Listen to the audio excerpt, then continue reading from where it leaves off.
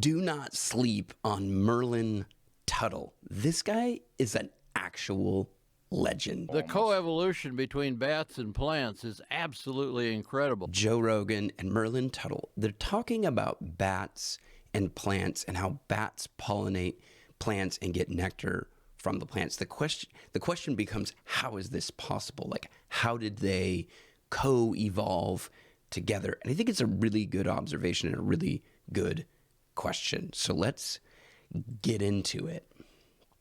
But it is absolutely fascinating that these bats and these flowers, they seem to have symbiotically evolved. Right. Like, what is the explanation for that? Like, is there any theory as to how this takes place? Just natural selection? We have a theory. Talk to mutation? Darwin. It's amazing, right? Yeah.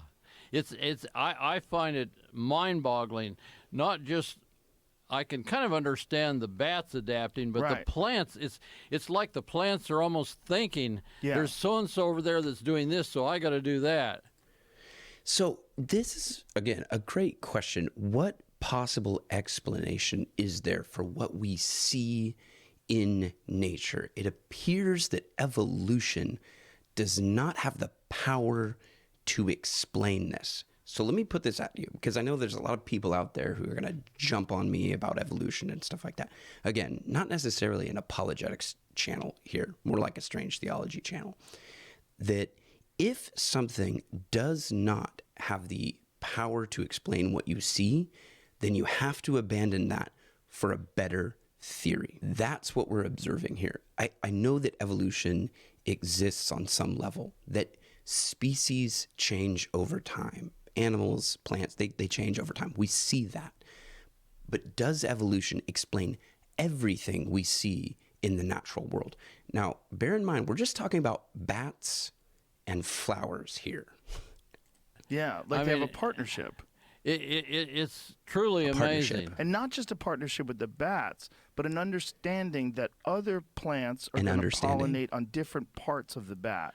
And you don't want to mix your pollen with that pollen, so we're going to pollinate on an area when the bat is feeding, we know we can get to his head. And this one's like, we'll get to his wings. And this one's like, we'll get to his rump. Well, I wouldn't go so far as to claim bats think, but the more we discover about the natural world, the more we find that there's just a whole lot of thinking and behavior that we never even suspected. For example, There's a whole lot of thinking and behavior that we never even suspected. There's a lot going on in the natural world that doesn't seem like we can explain with evolution alone.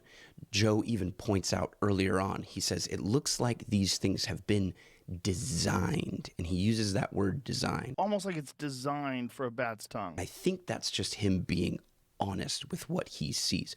I think if we take an honest look at what we see in the world, the word design will often come to our mind. Now think about this for a second.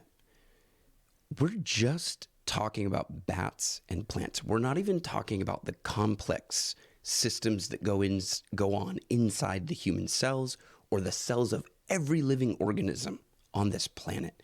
We're also not even talking about the complex balance that the entire cosmos has.